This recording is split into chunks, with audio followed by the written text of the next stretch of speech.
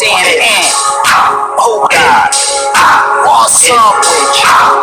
I done watched them niggas do interview after interview. They not culture vultures, the culture something they been into. So if you never gave them a view, I recommend you do. Cause when they question guests, they message is not subliminal. And then also white.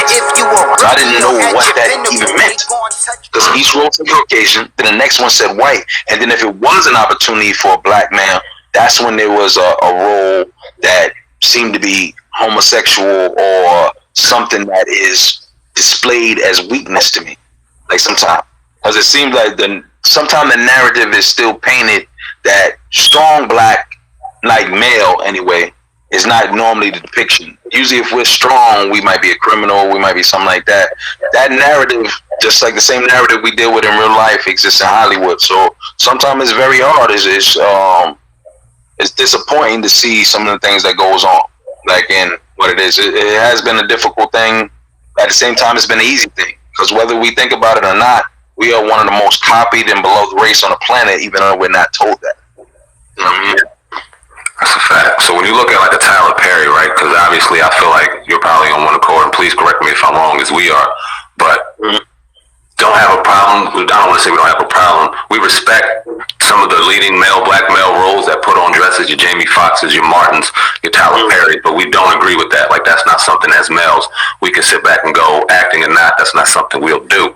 But you look at a Tyler Perry who's created a whole empire out in Atlanta from putting on a dress, employing blacks and things like that, giving more opportunities. So what's your perspective on that? How do you feel, not necessarily Tyler Perry in particular, but the whole black male in a dress and opportunities and things like that? See, I think that concept of the dress is something that I would not do personally. I think it's about emasculating the male personally. That's what I think it is. You know what I mean? I think there's a reason why they want this particular character in a dress. That's what I feel like. But what I can say about that is this. I think it's a beautiful thing that he employs blacks and gives these opportunities. I just think that some opportunities is best to be waited for. Sometimes some things is just not right for me. Some things that other people would accept, I will not accept. I think that we need to show black men with strength, because it takes a lot to be a black man in this nation. And a lot of times we're beaten down at a job, we're beaten down at home, we're beaten down in Hollywood at our description, we're beaten down in the media. I think that, and then the dress doesn't seem like an answer or alternative to that to me. It seems like that if you look at a lot of times whenever I see scripts, and I have no problem with people who are homosexuality or alternative or whatever like that. It's just not particularly my thing. So it doesn't really fall into my mind state much. But a lot of times when I notice there is an opportunity in the role in a film, sometimes it's for a black flamboyant man. That's when that role comes about, because there's a role like a rule now that has to be reflected on TV, that you got to have a certain amount of each type of role, different diversities or whatever like that. So, but when that role comes about, I notice that role is black, and I think even that's for a reason. I think that's just like to paint some type of narrative or to get people, because a lot of things is people don't understand how much you are influenced by the TV. You know what I mean? I got people in my family, they call it television. You know what I mean?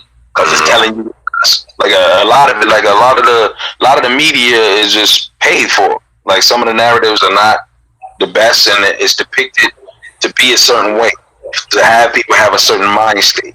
That's why when we are killed, there's not so much of an outcry other than from us. You know what I mean? Because like the whole world is desensitized to who we are as people because of how we are depicted. The easiest way to destroy your group is first throw out some propaganda on that group and then destroy it. Yep. Definitely. Same thing that happened with the Jews, same thing that happened with us. That's what we always talk about here on music, as well as some of the messages that go on in music. Let's talk a little bit of hip hop, if you may. What do you think about the message right now in mainstream hip hop and its correlation to, what's going on in the streets, the murder, pregnancy, and all that? What's your thoughts on that? See, what I think of it right now, I think is that really there is no message. I think that's half of what's wrong with the earth right now. Because if you think about it, music is one of the most powerful things that we have on the planet, whether you think about it or not, because there's certain sounds, vibrations that's carried through music. It affects your brainwave activity, it affects your mood, it affects your heart rate, it affects everything. So with there not being a message, actually, I would say there is a message. The message that's being given right now is not positive. You know what I mean? I ain't gonna front when I listen to music. Music is not positive, bro. I like the way it sounds. I like the beat of it or whatever, but there's nothing positive in it. It's kind of like what I listen to at the crib and how people are at my crib. You know what I mean? Or where I'm from in New York. You know what I mean? Because I'm a New Yorker. I listen to certain type of music. I listen to Rick Ross, and Rick Ross is one hell of a rapper. But what is his message? You know what I mean? So we don't. All the flyest rappers, like we got Kendrick Lamar, who gives a message about like black culture, black things, like. Yeah, black culture and different things like that. So basically, a lot of other things are just not being able to go the way I think it needs to go. Like we got Kendrick Lamar, got J. Cole, we got who else? We got we got Common, what he used to be. You know what I mean? Even he's to gain more success. It seemed like he made a change in his music. He went from it being common sense to deliver the message to the next thing talking about go. She was a dancer, had a hemmed up. You know what I mean? It just became something different. You know what I mean? And then that made him more success. So I think that without that message, I think like Grandma 30 right now, you know what I mean? Ain't no big mamas no more. So there's no message for this girl. The girls are following Nicki Minaj. They following Megan Thee Stallion, and all they talking about is how they join is give me some money for it. So like I think that music is very corruptive in nature. You know what I mean? At least the way it's being delivered now. There is some good music as well, but most people find that corny, depending on what your lifestyle is. Now, a lot of people will say that's only in our genre. Only in hip-hop will you see that. Now, do you think there's a message in that, too? The strong message being sent in that as well? What, in hip-hop? Yeah, that it's only hip-hop that you see the negativity highlighted. So, you know what I mean? So, like it's the lavish thing to do. The hypersexualization of the females, the killing and the drug use with the males and females. This is what gets promoted. This is what gets highlighted. This is what gets paid when it comes to art. But you don't see that in other genres.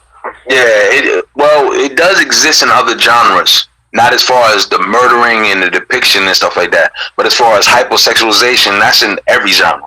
If you look at some cowboy movie, cowboy music or whatever like that, there is some girl maybe has implants or whatever the heck she got going on or whatever she got going on. Some lazy dukes because they're not quite Daisy Dukes because she don't have no behind. And she's smiling, doing whatever she doing, or whatever like that. That's in every genre. But our genre seems like to be the most corrupt, and that's also because it's not controlled by us. You know what I mean? It's not controlled by us. So people who want these narratives painted and want these depictions, like want the same status quo that's been going on forever. Like you want to be seen a certain way. They want you to be a thug. Because after you become being a thug, or if you're successful being a thug, where you going to get taken to? Jail. In jail, what are you taken down to become? A slave. Yeah. That's what they want you to be. Jail. Getting 10 cents a day, I don't care what you call it. I don't care that they decided to pay you. That's slavery work. Period.